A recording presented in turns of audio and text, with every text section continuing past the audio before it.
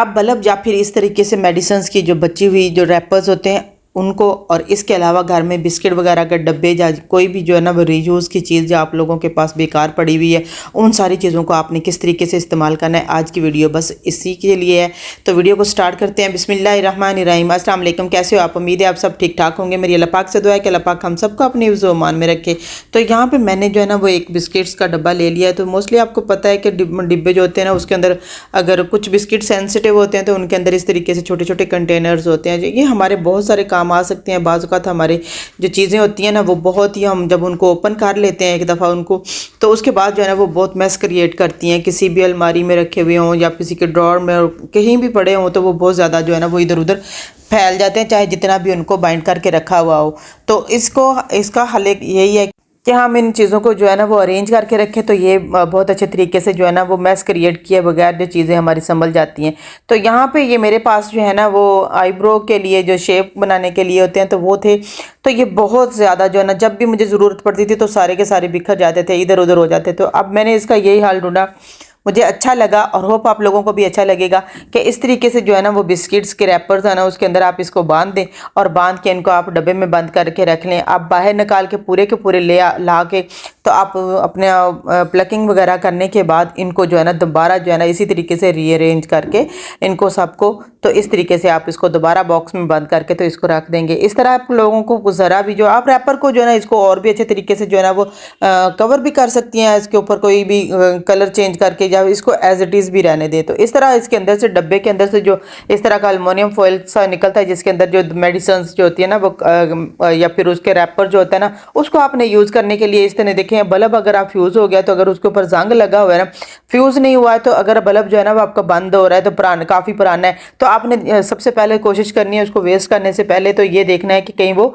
उसको जंग तो नहीं लगा हुआ। आपने नीचे से उसको अच्छे तरीके से ना रब करते हुए उसको तो रिमूव कर देना, आपका बल्ब जो है ना बिल्कुल ठीक हो जाएगा। इस तरह जो है ना घर पर इस तरह के कोई भी पैकिंग मटेरियल होता है मोस्टली हम उठाते हैं, उठा के बाहर कचरे में फेंक देते हैं, बास्केट में फेंक देते हैं। तो आज के बाद आप बिल्कुल भी नहीं फेंकेंगे। तो यहाँ पे आप इसको कोई भी चीज़ रैपर कर रहे थे आप इसको ऐसे भी यूज़ कर सकते हो। तो मेरे पास ये पड़ा हुआ था एक बॉक्स, तो मैं इसको इस तरीके से यूज़ करूँगी कि मेरे पास बहुत सारी छोटी छोटी चीज़ें ऐसी होती हैं घर पर जो कि इनके अंदर रख के हम ना अपने वो बहुत सारी चीज़ों को एक ही बॉक्स में जो है ना वो कवर करके रख देते हैं। वो जैसे कहते हैं ना कूज़ा जो है ना वो कूज़े में दरिया को बंद करना या समंदर को बंद करना एक कूज़े में, इस तरीके से होता है कि मुझे छोटी छोटी सी चीज़ें जो होती हैं ना हमारे बहुत बड़े काम आ सकती हैं। तो यहाँ मैं इसको थोड़ा रैप कर लेती हूँ, अपनी मर्ज़ी है आप करें ना करें, तो आप इसको ऐसे भी यूज़ कर सकती हैं। तो लेकिन मैं थोड़ा सा इसको इस्तेमाल कर रही हूँ तो मैंने कहा थोड़ा सा इसको अच्छा भी बना लूँ। तो इस तरीके से मैंने जो है ना वो ग्लू स्टिक के साथ इसको अच्छे तरीके से लगाते हुए तो इसको इसके ऊपर से चढ़ा देना। आप कोई भी रैपर ले सकते हैं, कपड़ा ले सकते हैं, आप किसी भी चीज़ को ग्लू गन के साथ इसको यूज़ कर सकते हैं। इस तरीके से आप इस्तेमाल करते हुए इसको एक बॉक्स को आप बना लेते हैं। तो उसके अंदर ये इस तरह की जो चुटकियाँ वगैरह हमारे घर पर बहुत होते हैं, कैचर होते हैं, तो उनको इधर उधर फैले होते हैं, तो वो बहुत ज़्यादा जब भी हमें ज़रूरत पड़ती है तो मिलते नहीं है। तो इस तरीके से आप इनको रख सकते हैं। तो इसी तरह देखें ये आप लोगों के सामने एक और मैं शो कर रही हूँ कि ये छोटा सा बॉक्स है। अब मुझे समझ नहीं आ रही थी इससे जो चीज़ें निकालते तो उसके बाद आप इसको बाहर बास्केट में फेंक देते हैं मोस्टली, तो मैंने कहा कि क्यों ना इसका भी यूज़ किया जाए क्योंकि मुझे बहुत क्यूट सा छोटा सा लग रहा था, तो इसीलिए मैंने उसको ये लिया। और इसी मेरे पास ये जो ना तो रोल पड़े हुए थे, 2 एल्युमिनियम फॉइल के बचे हुए और एक गिफ्ट पैक का रैपर का। तो मैं इनको जो है ना वो इसके साइज़ के मुताबिक काट लेती हूँ अच्छे तरीके से, बहुत ईजिली बहुत आसानी के साथ छुरी के साथ आप कट लगाते जाए, पहले निशान लगाएं और उसके बाद कट करते जाएं और उसको फिर आप जो है ना वो एडजस्ट करते हुए इनको अच्छे तरीके से सबको आप काट लोगे तो ये बहुत आसानी के साथ जो है ना वो सीजर की मदद से कट जाते हैं। गत्ता होता है थोड़ा हार्ड होता है लेकिन ये कि मज़बूत होता है, अच्छा होता है, तो ये आपका काफ़ी अरसा तक जो है ना वो साथ भी दे सकता है। तो इस तरीके से आपने सारे जो है ना वो करके इस तरीके से इसके अंदर एडजस्ट कर लेने, काट के इनको अच्छे तरीके से उनके उसके अंदर रख लेने। आप इसको 1 2 जितने भी यूज़ करना चाह रहे हैं उतने इस्तेमाल कर सकते हैं। मुझे यहाँ पर जितनी रिक्वायर्ड है मैं उतने लूँगी, उसके बाद जो है ना वो इसको अच्छे तरीके से एडजस्ट कर दूँगी।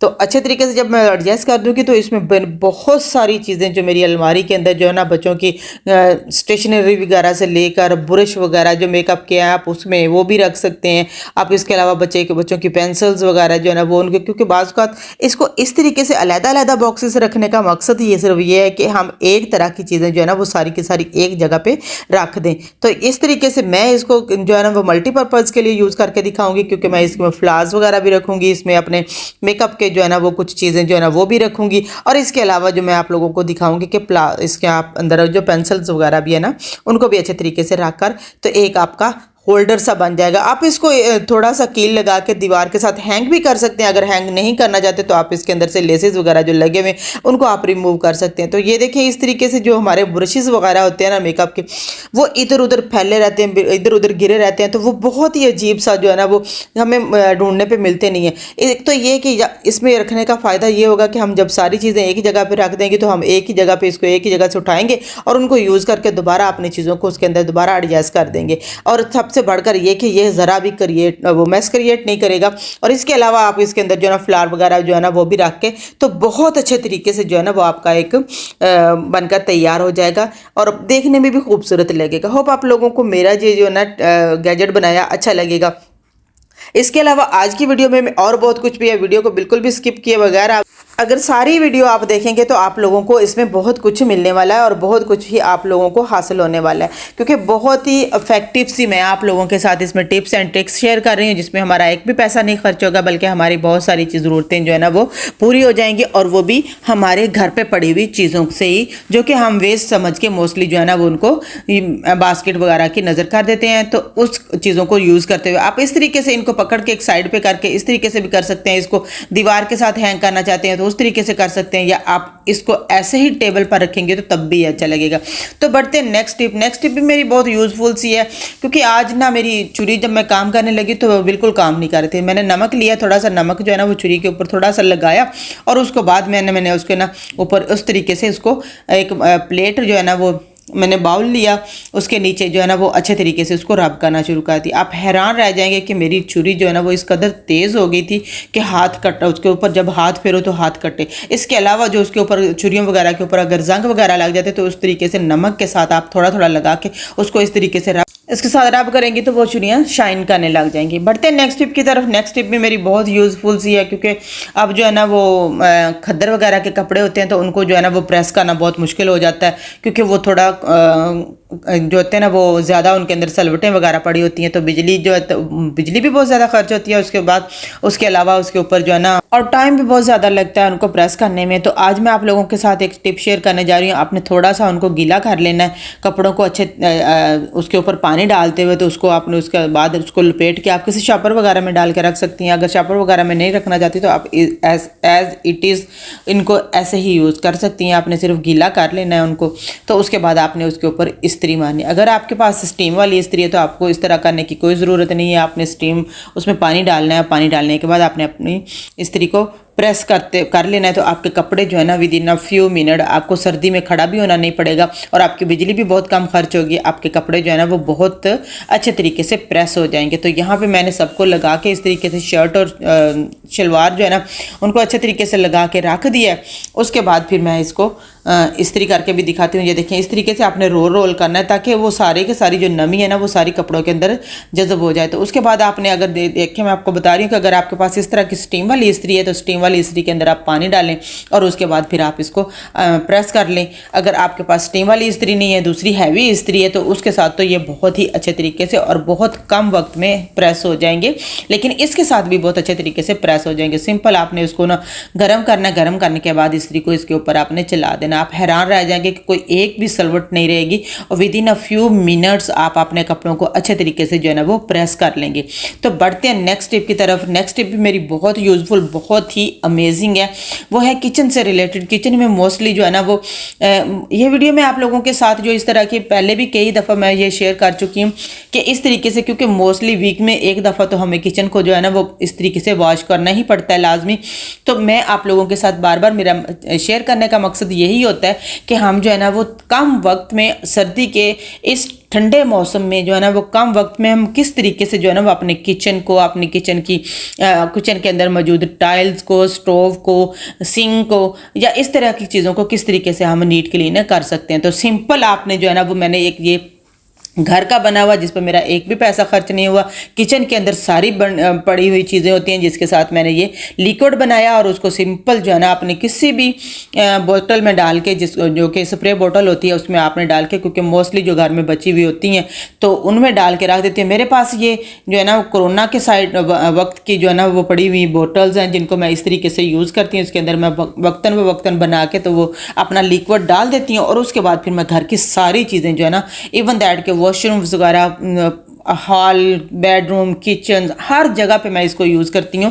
हर जगह पे इनके अंदर मुख्तलिफ लिक्विड्स वो बना के तो उनको मैं इसके अंदर जो है ना वो इस्तेमाल करती हूँ, तो वो बहुत अच्छे तरीके से मेरे जो है ना वो यूज़ में आ जाती हैं। और सबसे बढ़कर ये कि मेरी हर चीज़ जो है ना वो शाइन करने लग जाती है। तो सिंपल मैंने ये इसको स्प्रे किया है चूल्हे के ऊपर, उसके बाद मैंने उसको थोड़ा सा ना स्पॉन्ज के साथ साफ़ किया, उसके बाद मैंने उसको ड्राई कपड़े के साथ अच्छे तरीके से साफ़ किया। उसके बाद मैं इसको थोड़ा सा कपड़े को वॉश करूँगी और अच्छे तरीके से, बिल्कुल अच्छे तरीके से निचोड़ के उसके बाद मैं इसको वॉश कर लूँगी। तो मेरा जो चूल्हा है ना, जो स्टोव है ना, तो इस कदर वो शाइनिंग करने लग जाएगा कि आप हैरान रह जाएंगे। इसके अलावा जो हमारी दीवारों पे जो है ना वो छींटे पड़ जाते हैं ना, तो वो भी जो है ना वो बिल्कुल सारे के सारे क्लियर हो जाएंगे और बहुत अच्छे तरीके से सारा कुछ साफ़ हो जाएगा। और अब मैं आपको इस जादुई जो रेमेडी है या इसका लिक्विड है, इसकी मैं आपको रेसिपी बताती हूँ। तो ये आपने सिंपल जो है ना वो 2 चम्मच जो है ना भर के आपने बेकिंग सोडा ले लेना। उसके बाद 1 चम्मच जो है ना उसके अंदर सॉल्ट ऐड कर देना और 1 ही चम्मच आपने इसके अंदर जो है ना डिश वाशर कोई भी आप यूज़ करते हैं या साबुन यूज़ करते हैं, या फिर अगर आप साबुन और ये लिक्विड नहीं यूज़ करते तो इसके अलावा आप इसमें डिटर्जेंट भी डाल सकती हैं। और उसके बाद आपने हाफ कप के करीब जो है ना इसके अंदर जो है ना वो वाइट जो विनीगर है ना वो डाल देना। वाइट विनीगर जो है ना वो बहुत अच्छे तरीके से ना सिर्फ ये कि स्मेल ख़त्म कर देता है बर्तनों के अंदर से या किचन के अंदर से जो है ना वो इस तरह अगर चिकनाई वगैरह को भी बहुत अच्छे तरीके से काट देता है और स्मेल को भी बहुत अच्छे तरीके से रिमूव कर देता है। उसके बाद कोई भी आप बोतल ले लें, स्प्रे बोतल, मेरे पास ये पड़ी हुई थी मैंने इसमें डाल दी। आप इस तरह की कोई भी बोतल आपके पास पड़ी हुई तो वो ले लें और उसके बाद आपने सिर्फ जस्ट जहाँ जहाँ से साफ़ करना है वहाँ पे आपने शावर करना है इसके साथ। उसके बाद आपने इसको अच्छे तरीके से वॉश कर देना है। आप हैरान रह जाएंगे कि आपके जो ना वो दीवारें वगैरह, उनकी टाइल्स जो है ना, फर्श की टाइल्स सारी की सारी जो है ना वो आपको ज़्यादा मेहनत बिल्कुल भी नहीं करनी पड़ेंगी। ये मैजिकल वे से, बहुत ही जादुई तरीके से जो है ना वो आप सिर्फ स्प्रे किया, उसके बाद रब किया और उसके बाद आपकी टाइल्स वगैरह जो है ना वो सारी की सारी नीट क्लीन हो जाएंगी। होप एक आप लोगों को ये जो मेरी रेमेडी है ना वो बहुत पसंद आएगी। इसको एक दफ़ा यूज़ करके तो कमेंट्स बॉक्स में कमेंट्स ज़रूर ये कीजिएगा अगर आपका जो है ना उसने अमल किया तो। अदरवाइज़ आप बेशक जो है ना वो वीडियो को लाइक ना करें, लेकिन अगर आप लोगों को ये पसंद आई तो लाइक तो बनता है। फिर अपना और अपने प्यारों का बहुत सारा ख्याल रखिएगा, मुझे और मेरी फैमिली को भी दुआओं में याद रखिएगा। मिलते हैं फिर नेक्स्ट वीडियो में, तब तक के लिए इजाज़त दीजिए। अल्लाह हाफिज़, टेक केयर, बाय बाय।